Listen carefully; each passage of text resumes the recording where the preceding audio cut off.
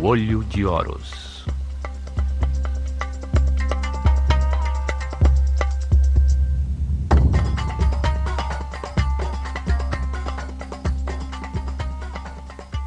Terceira parte. A Esfinge, guardião do horizonte.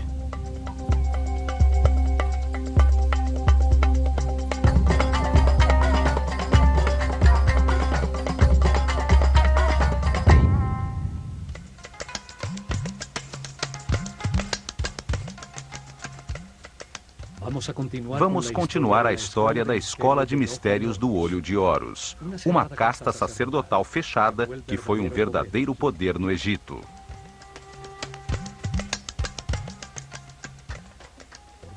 Foi organizada por sacerdotes sobreviventes ao dilúvio, possuidores de registros e conhecimentos da desaparecida civilização Atlante. Seres muito evoluídos que viram o cataclismo como oportunidade de estruturar uma nova civilização dedicada ao aperfeiçoamento espiritual.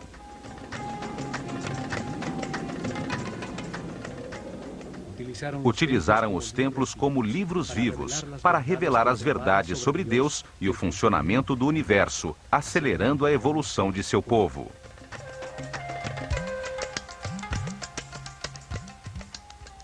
Nos templos, concentraram o conhecimento e a riqueza, transformando-os em polos impulsores do desenvolvimento da civilização egípcia.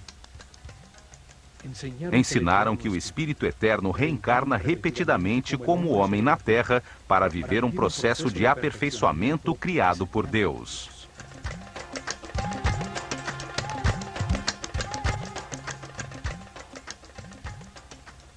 Encarna em diferentes corpos, nasce em diferentes famílias, lugares e épocas, em diferentes circunstâncias materiais, econômicas e de saúde.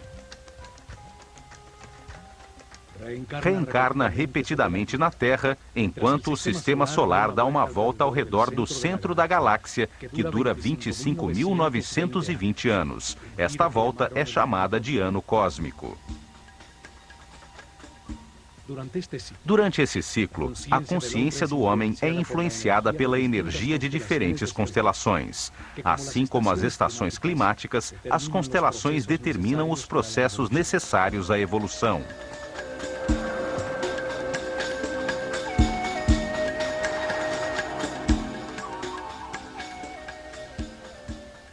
Os egípcios acreditavam que as estrelas que iluminam o dia do nascimento marcam o destino do homem e, em escala maior, o de toda a humanidade. Entendiam o destino como as dificuldades da vida, o que se deve experimentar para que se aprenda. Acreditavam que o homem chega à verdade comparando os extremos, num universo dual de contrastes de luz e escuridão. Ao exercer seu livre-arbítrio diante das circunstâncias que atravessa, o homem aprende com os resultados de suas decisões. É a angústia que permite entender a paz, o medo que ensina a harmonia, as consequências do ódio é que trazem a compreensão do amor. Assim, vida após vida, há um processo de aperfeiçoamento espiritual. O homem nasce cada vez mais sábio, respeitoso e tolerante, até o fim do ciclo, quando torna-se um super-homem imortal.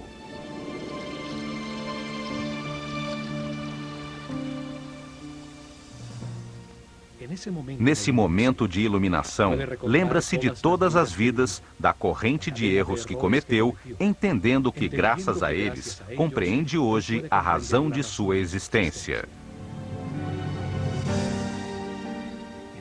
Em paz e harmonia, com um altíssimo nível de energia vital, irradiando permanentemente amor, conquista seus poderes superiores e chega ao ciclo seguinte de evolução numa escala mais alta da realidade. O processo evolutivo transforma a sua animalidade original, tornando-o um mestre elevado, um respeitoso ser imortal, capaz de experimentar a ausência de limitações.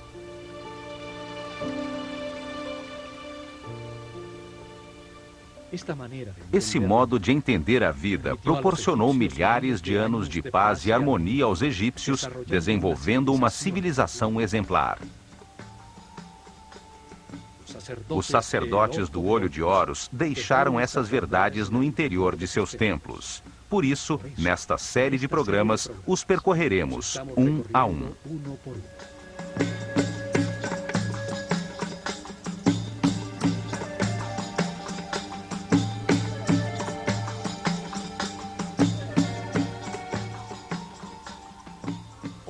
Hoje, como pesquisadores, vamos chegar até a planície de Gizé para entender a mensagem da Esfinge.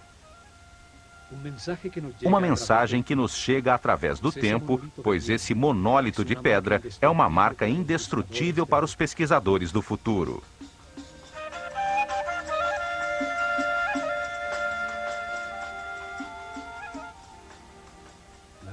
A Esfinge revela movimentos astronômicos registrados há milhares de anos e comprovados no ciclo anterior pela humanidade atlante.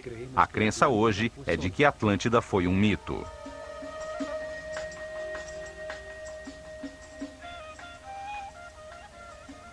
Lembremos que a história contada por Platão sobre o desaparecimento da Atlântida tem origem egípcia. Foram os sacerdotes do templo de Neith que mostraram a Solon os antiquíssimos registros sobre Atlante, uma palavra egípcia relacionada com a água. O vocábulo Atlu significa água, limite da terra pela água. Ante significa divisão de terra. A palavra composta Atlante significa, portanto, terra dividida pela água. Na história de Platão, a capital da Atlântida, Poseidones, era uma belíssima cidade formada por círculos de terra separados por canais de água.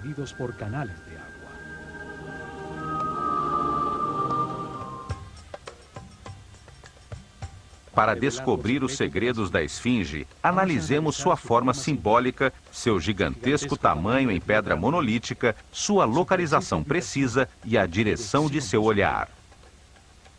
Vamos recriar os movimentos dos astros depois do dilúvio, as marcas de erosão pela chuva em seu corpo e o seu significado.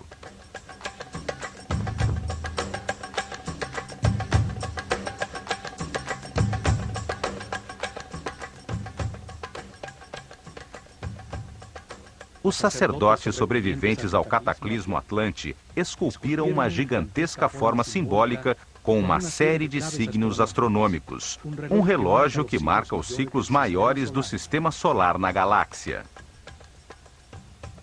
Analisaremos estes signos para entender que a Esfinge é o maior e mais antigo registro do tempo sobre o planeta. A primeira data marcada é a do Zep Tepi, o Tempo Novo, o momento em que se inicia o tempo zero da nova civilização depois do dilúvio.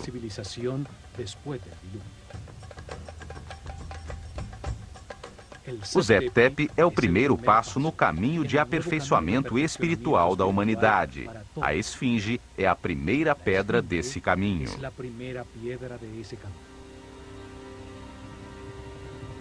A segunda data estabelecida é a do último cataclismo, que aconteceu há 13.000 anos.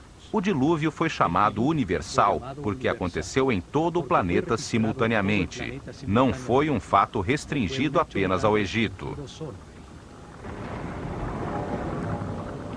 Os sábios sacerdotes tinham registros anteriores de outros cataclismos. Um deles ocorreu no início da civilização Atlante, há aproximadamente 38.000 anos. Sabiam que essa destruição era cíclica e acontecia a cada ano cósmico. Esse conhecimento lhes confirmou que os astros marcam a duração de todos os ciclos nas diferentes escalas do universo. As características da Esfinge revelam a importância de todos os níveis e escalas do grande ciclo cósmico. A volta do sistema solar ao redor do centro da galáxia determina a duração das estruturas físicas que sustentam a organização humana, pois a cada 25.920 anos acontece um cataclismo, dando lugar a uma nova forma de desenvolvimento, uma possibilidade diferente de organização.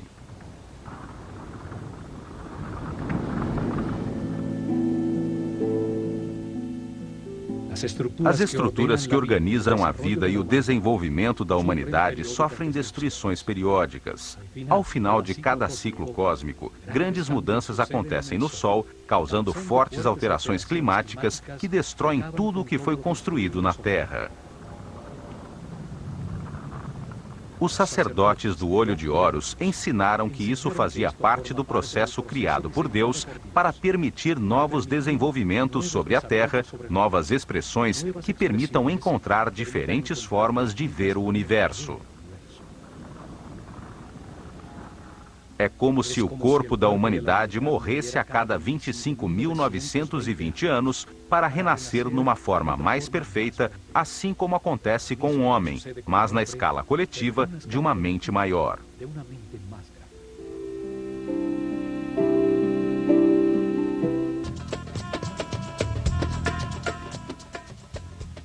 Na abóbada celeste sobre o Polo Norte, existem 6 constelações, conhecidas como constelações polares. Abaixo, perto do Equador, existem 12 constelações zodiacais.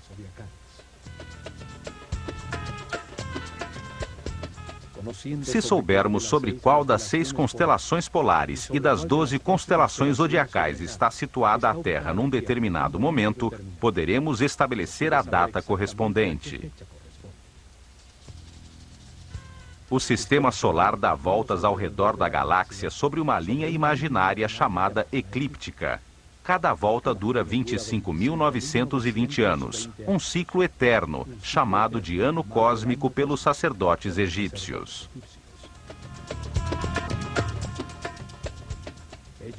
Eles dividiram essa volta de 360 graus do sistema solar pela abóbada celeste em 12 setores de 30 graus cada um. O Sol os atravessa em 2.160 anos. São as 12 constelações de estrelas. Cada uma tem o nome de um animal, o círculo de animais, o zodíaco.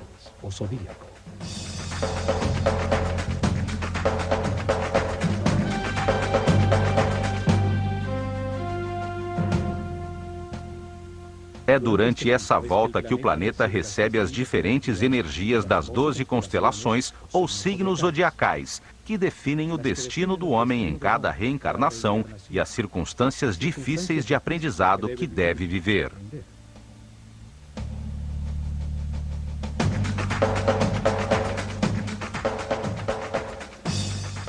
Partindo da posição que ocupa o sistema solar atualmente sobre a eclíptica, ao 0 grau, finalizando a Era de Peixes, entrando na Era de Aquário, retrocedemos 180 graus.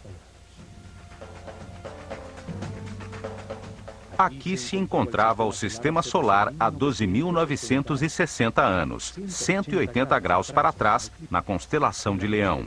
Os cientistas atuais dizem que aproximadamente nessa época aconteceu o final de uma era, quando o gelo se derreteu e aconteceu o dilúvio.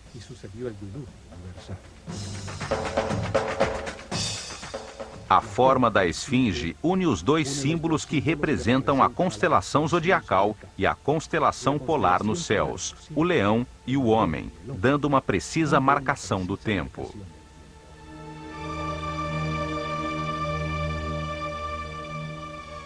Essa forma representa os dois níveis em que se encontram essas estrelas. O corpo de leão representa a constelação homônima, enquanto o homem é o símbolo da constelação polar a que chamamos de Hércules, e que os egípcios chamavam de Tum, o Adão da mitologia astronômica.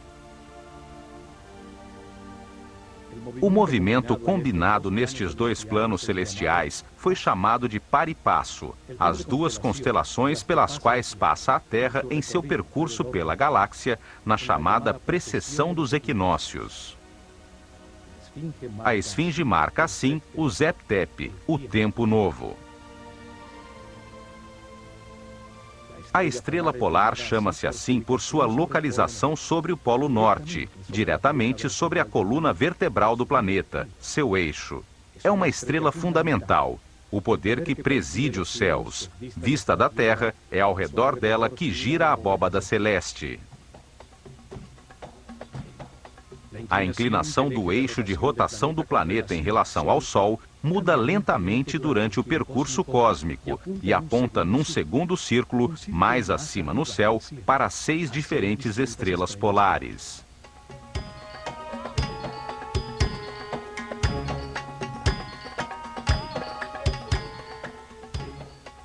Os conhecimentos astronômicos egípcios, os registros herdados, permitiram-lhes saber que, ao dividir em segmentos de 60 graus este segundo círculo superior, se veria que o eixo da Terra aponta em direção a uma diferente estrela polar a aproximadamente cada 4.320 anos.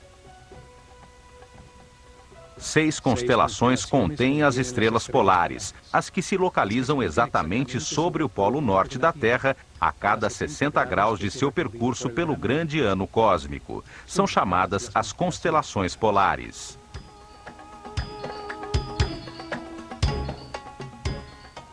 Na constelação da Ursa Menor está a estrela Polaris, localizada atualmente sobre o polo norte. É a estrela que guia os navegadores.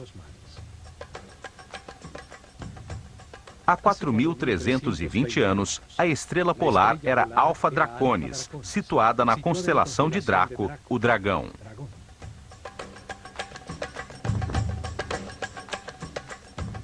O poder que presidia há 8.640 anos era a estrela polar na constelação de Hércules, ou o Homem. Há 12.960 anos, quando aconteceu o dilúvio, a estrela polar no círculo superior era chamada Vega, da constelação da Lira.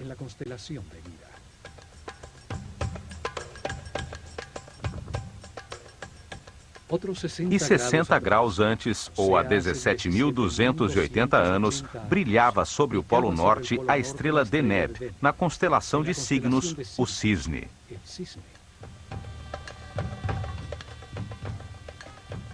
Há 21.600 anos, encontrava-se sobre o polo a estrela Alfirte, da constelação de Cefeus.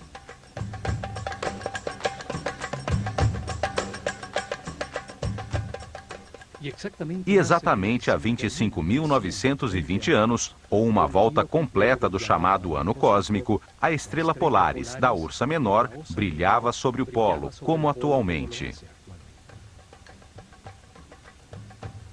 Estas duas séries de constelações afetam continuamente o homem, tanto as 6 do Círculo Alto Polar, quanto as 12 do Círculo Baixo do Zodíaco.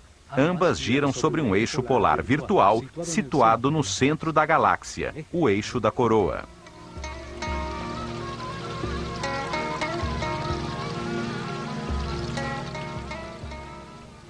Para os egípcios, toda a abóbada celeste descansa nestas colunas polares, distribuídas simetricamente a cada 60 graus sobre o círculo, para onde aponta o polo da Terra em seu percurso com o sistema solar pela galáxia. A antiguidade e a precisão dos registros egípcios é evidente. Os sacerdotes guardiães do tempo herdaram registros astronômicos de mais de 26.000 anos. Os astrônomos atuais comprovam estes dois movimentos e os chamam a precessão dos equinócios, pois foram comprovados através das mudanças na linha dos equinócios. O Sol visto da Terra durante um ano solar parece ter 4 esquinas, 4 posições que limitam seus movimentos no horizonte. São definidas pelos solstícios e equinócios de verão e de inverno. O solstício de verão, dia 21 de junho, é o dia mais longo, com a noite mais curta do ano. O solstício de inverno, 22 de dezembro, é o dia mais curto, com a noite mais longa do ano. Os equinócios de verão e de inverno são 4 dias em que o dia e a noite são do mesmo tamanho.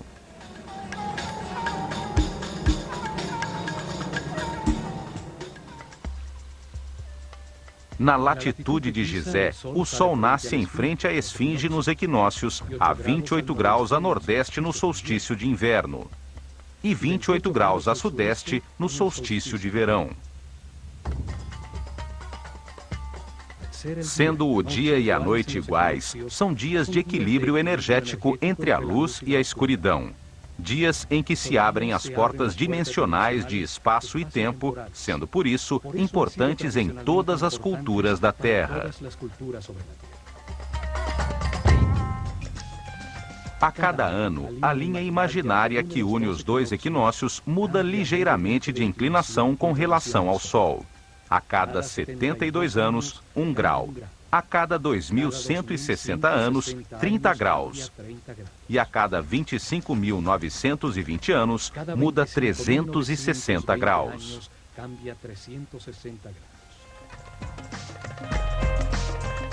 Assim, o que se conhece hoje como precessão dos equinócios corresponde exatamente aos ciclos definidos pelos antigos no par e passo, os dois níveis da volta que correspondem ao grande ano cósmico.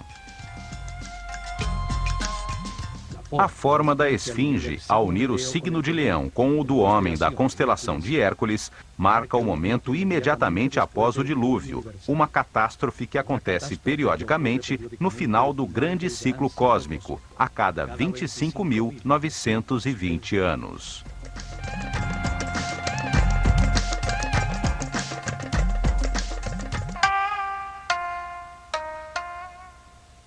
A Esfinge é a maior escultura da Terra. Seu imenso corpo foi esculpido numa só rocha para permanecer incólume através dos séculos.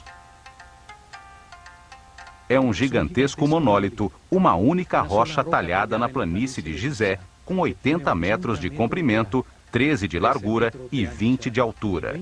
É do tamanho do quarteirão de uma cidade média. Para dar forma ao seu corpo, cortaram e retiraram a pedra em enormes blocos, que usaram depois para construir em frente a ela 2 templos maciços.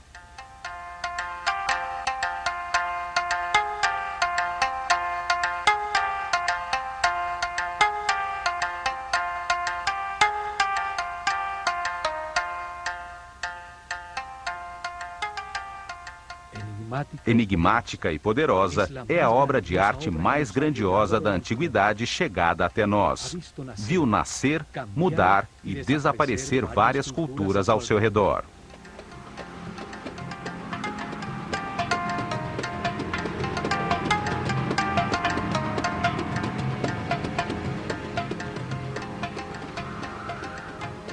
A Esfinge está situada num ponto muito especial na Terra, a planície de Gizé, também conhecida como Rostal, no antiquíssimo livro dos mortos.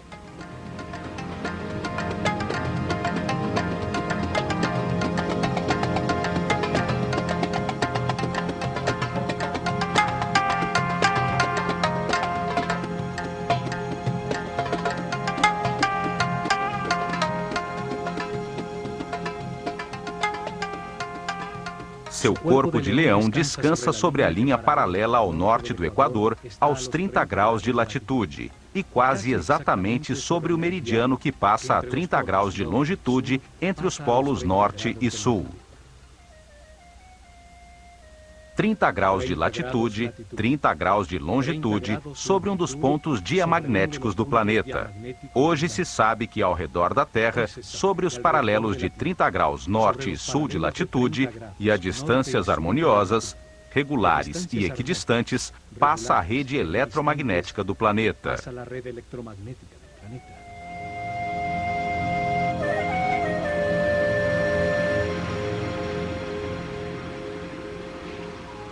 Todos os seres vivos, sem exceção, têm uma rede nevrálgica, uma matriz que capta e distribui de uma maneira harmoniosa a energia que todo o corpo necessita.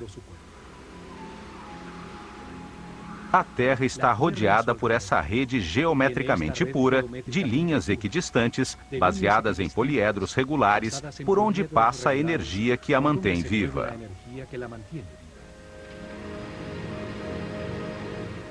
São chamadas linhas Ley e linhas Hartmann.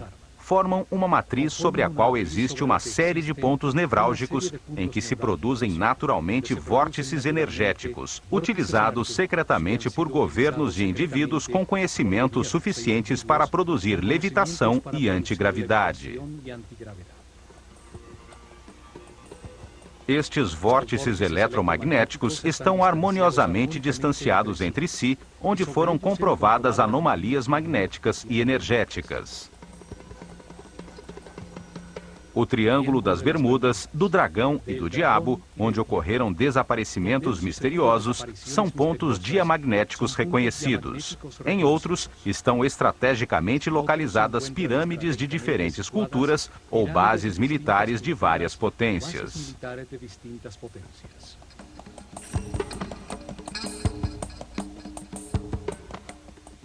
Utilizando a tecnologia adequada, pode-se aproveitar a energia do planeta sobre esses pontos nevrálgicos para anular a gravidade de qualquer objeto em seu campo de ação.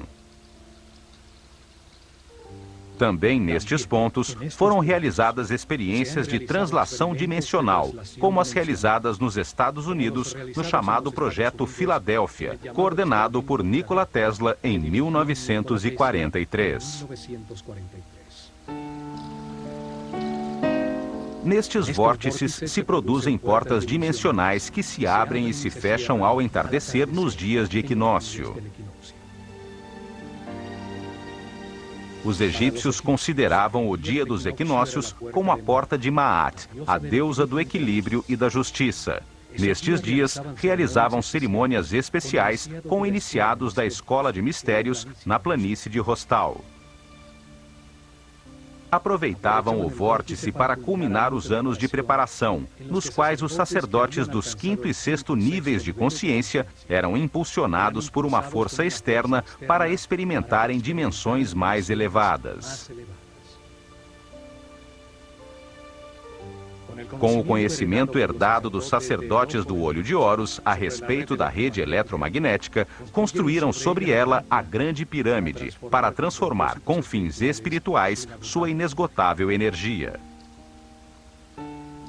Na Grande Pirâmide, recebiam no corpo as energias condensadas do planeta, conseguindo altíssimos níveis de vibração, como se obtivessem estados especiais de consciência.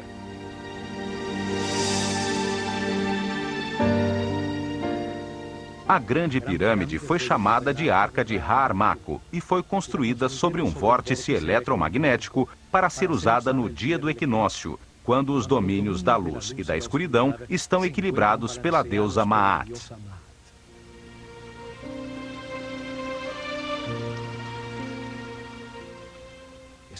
Nesses dias, nasciam os Néters, espíritos excepcionais, os Shensu-Hor, seguidores de Horus, irradiando amor e guiando o povo, elevando seu nível de consciência com seu exemplo e informação sobre a realidade do universo.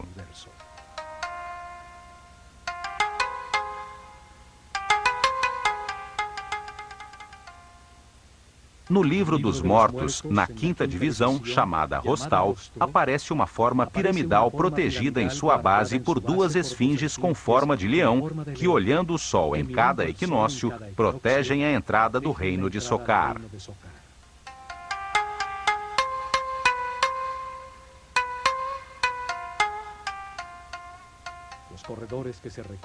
Os corredores que levam ao topo se parecem com as passagens da Grande Pirâmide. É lá que acontece a transformação do Osíris interior de todo ser humano. Lá encontra a iluminação que o transforma em Horus, o super-homem imortal. A forma de leão também tem relação com esse processo evolutivo. O leão é o mais evoluído dos animais. Representa para os egípcios o momento final como animal, possuidor de uma consciência em evolução que se converte num super-homem. Estas e outro grande número de considerações fazem do lugar onde está localizada a esfinge algo muito especial, além da crença de que a esfinge é apenas uma escultura e a Grande Pirâmide um túmulo. Duas razões deram lugar à crença de que o faraó Quefren, que reinou do ano 2520 a 2494 a.C., foi quem ordenou que a esfinge fosse talhada num só bloco de pedra. A primeira é que acham o seu rosto parecido com o de uma estátua de diorita negra do faraó Quefren, que foi encontrada enterrada de cabeça para baixo, muito perto da esfinge, no chamado Templo do Vale. Na estátua, aparece com um falcão no ombro. Retocamos digitalmente a esfinge para ter ideia da forma original do seu rosto.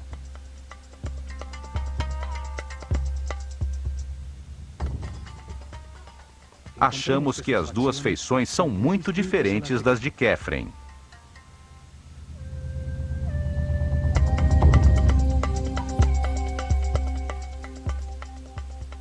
Sabe-se que a esfinge foi chamada de Abu Hol e durante muito tempo foi pintada de vermelho, a cor do Egito.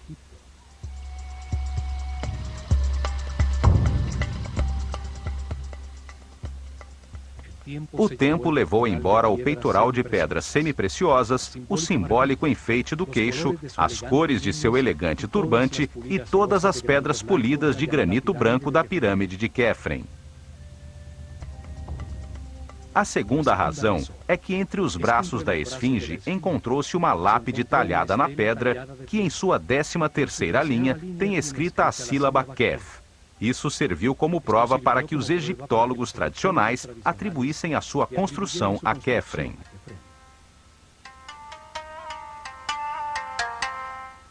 A lápide foi escrita pelo faraó Tutmoses IV, que reinou de 1401 a 1391 a.C., para comemorar a restauração e retirada da areia que a cobria. Ali se afirma que a esfinge é a personificação de um grande poder mágico que existe neste lugar desde o início dos tempos, o Zep-Tepi. Seu texto narra que, sendo Tutmoses IV muito jovem, viu num sonho o rosto da esfinge, dizendo-lhe que o tornaria faraó se a livrasse da areia que a cobria até o pescoço.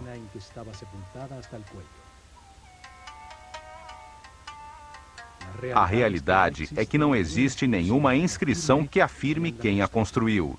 Não se refere a Quefren como seu construtor. Certamente foi um dos restauradores que, como Tutmoses IV, limpou-a da areia através dos tempos.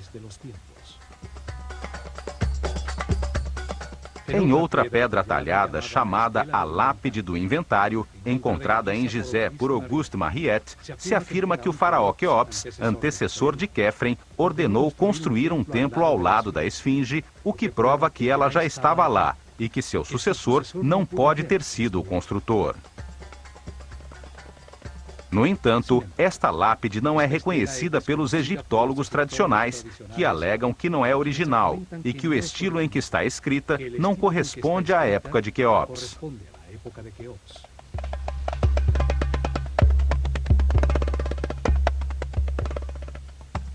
A realidade é que a esfinge permaneceu sepultada na areia por milhares de anos. Várias vezes, governantes benévolos ordenaram limpá-la, ficando descoberta durante algum tempo, para logo voltar a cair no esquecimento.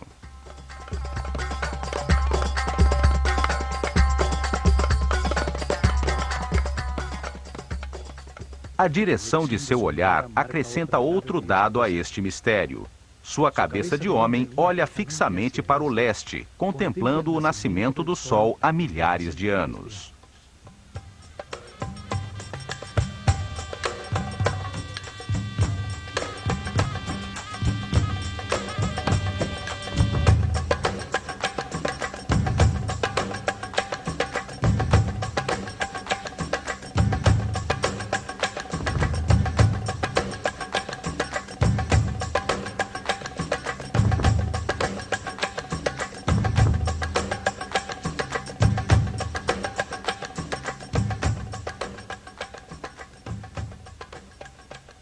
Seu olhar marca intencional e precisamente o ponto no horizonte onde nasce o sol nos equinócios, o verdadeiro leste, o ponto de cruzamento dimensional. A linha imaginária que, passando pelo Sol, une o equinócio de verão e o de inverno, é utilizada atualmente para medir, com a variação de seu ângulo, o grande ano cósmico, a precessão dos equinócios. Seu ângulo muda 1 grau a cada 72 anos. Move-se 30 graus em 2.160 anos, 360 graus em 25.920 anos. É a marca do ano cósmico, o ciclo que determina as reencarnações do homem e a chegada dos cataclismos periódicos.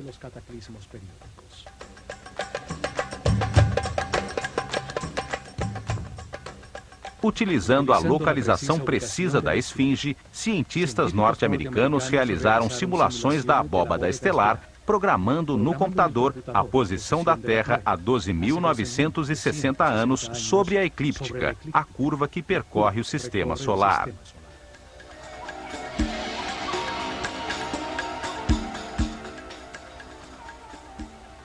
Ficou confirmado que, nesse momento, no ponto exato para onde a esfinge olha, o ponto no horizonte situado ao leste verdadeiro, aos 30 graus de latitude, surgiam todas as noites as estrelas da constelação de Leão.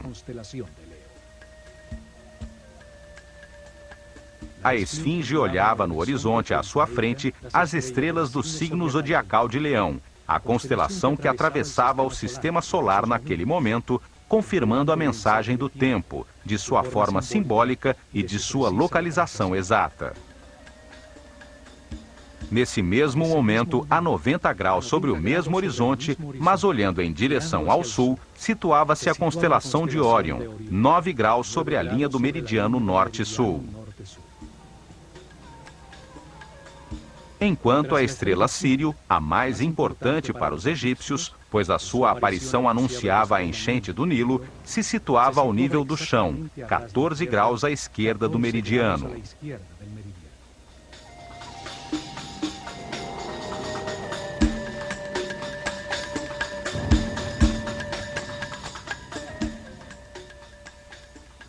A data transmitida pela esfinge, o início da nova civilização, o Zep-Tep, está confirmada pela relação da sua forma simbólica com a constelação zodiacal de Leão e polar de Hércules.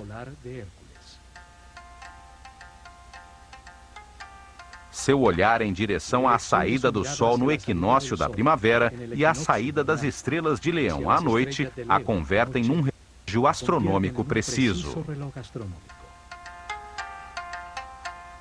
Sua localização foi escolhida com muita precisão, para convertê-la num mensageiro através dos tempos que contasse aos pesquisadores futuros o ciclo mais importante para o homem, o ano cósmico e a localização da rede eletromagnética do planeta.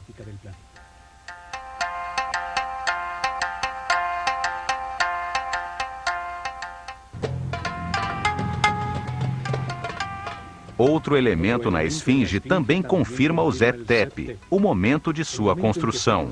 Trata-se de uma prova de origem geológica e climática. Em 1960, o matemático francês René Schwaller de Lubbock afirmou que o corpo leonino da esfinge apresenta sinais de erosão provocada pela chuva.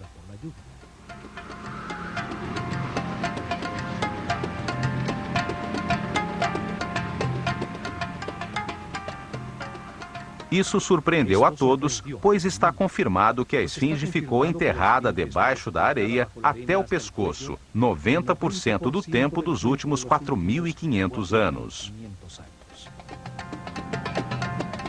Desde 2500 a.C., a data tradicionalmente aceita de sua construção pelo faraó Khefren, apenas poucas vezes, alguns governantes benévolos se preocuparam em restaurá-la e retirar a areia de sua superfície.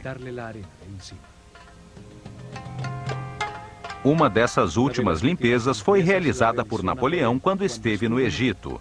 Como é possível, então, que seu corpo apresente sinais de erosão devido à chuva?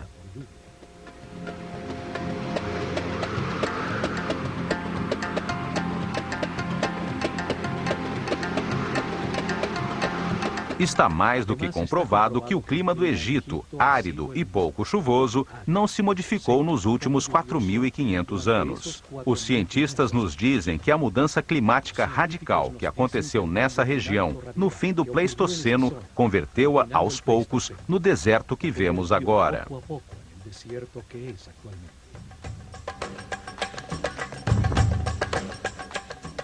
Isso quer dizer que a chuva que causou a erosão da esfinge só pode ter acontecido entre o ano 10.960 a.C. e o ano 5.000 a.C., quando a planície de Gizé converteu-se no areal que a sepultou até o pescoço e a protegeu do clima ao seu redor. Uma expedição da Universidade de Boston comprovou as marcas de erosão, confirmando que eram causadas pelas chuvas e determinou que as profundas marcas foram geradas durante milhares de anos.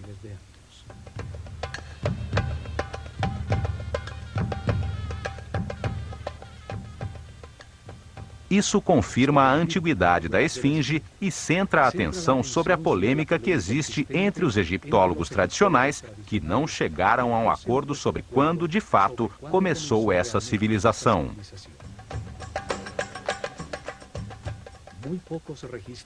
Pouquíssimos registros de governantes sobreviveram até hoje, e os existentes são aceitos apenas parcialmente. O papiro de Turim e a galeria dos cartuchos no templo de Osíris, em Abidos, têm os nomes dos faraós aceitos atualmente.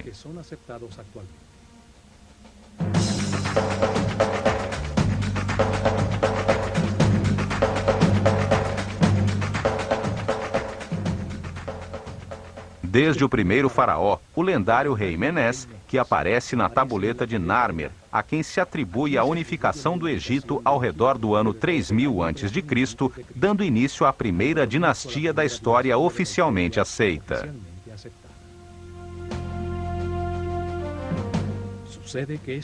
Acontece que essas listas, e a que o sacerdote Maneto escreveu no ano 300 a.C., em sua História da Civilização do Egito, começam na realidade muito antes no tempo, com outros governantes que não foram aceitos, alegando-se que eram mitos.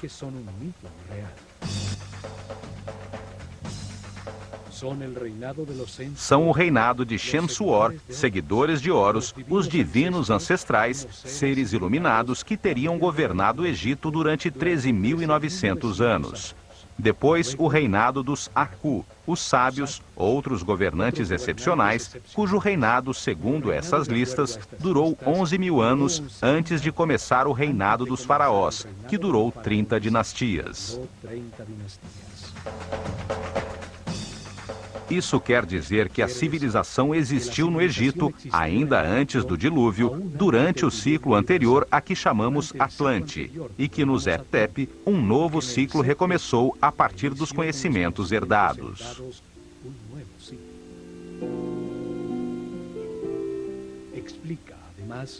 Além disso, isso explica uma das incoerências da história oficial, que situa o início da civilização por volta do ano 3000 a.C. Ninguém entende como as ciências, a arte, as técnicas de arquitetura e a escrita de hieroglifos aparecem nessa data totalmente desenvolvidas, com realizações iniciais nunca ultrapassados posteriormente.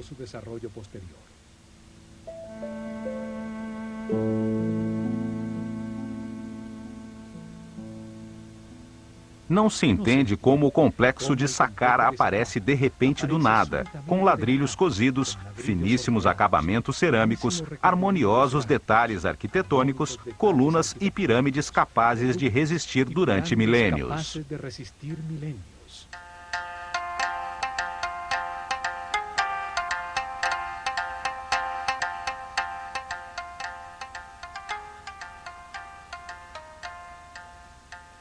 É como se a nossa atual civilização tivesse construído o ônibus espacial sem ter desenvolvido nunca os aviões de lona, os DC-3 e os voos Gemini que levaram o homem à Lua. É evidente que a civilização egípcia herdou conhecimentos do ciclo anterior Atlante e que foi guiada em seus primórdios por uma casta sacerdotal de seres muito evoluídos espiritualmente, como afirmam as listas de governantes que chegaram até nós.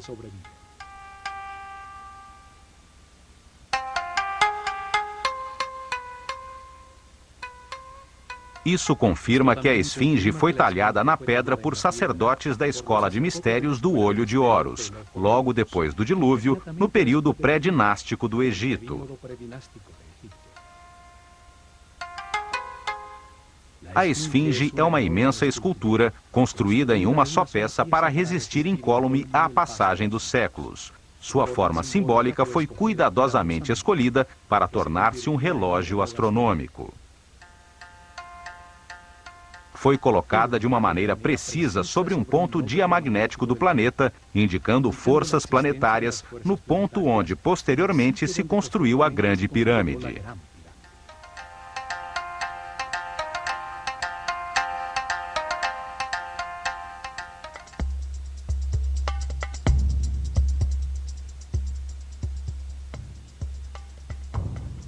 Seu olhar dirigido ao ponto preciso no horizonte onde surge o Sol no dia do equinócio indica a importância da porta de Maat, a entrada ao reino de Sokar, o momento onde o dia e a noite têm a mesma duração. Neste universo de contrastes, somente através do equilíbrio entre a luz e a escuridão, ao comparar-se os extremos da dualidade, pode-se encontrar a unidade. Consegue-se essa compreensão através da experimentação dos resultados das decisões tomadas ao longo de muitas reencarnações, encontrando o caminho do respeito e tolerância que conduz à paz e à harmonia. Esta mensagem é transmitida em todos os templos da civilização egípcia. O caminho do aperfeiçoamento através da reencarnação para chegar à iluminação era a sua crença fundamental. A esfinge confirma também a antiguidade da civilização egípcia, o momento do novo começo, do Zetep, há 12.900 anos, quando as estrelas da constelação de Leão brilhavam sobre ela.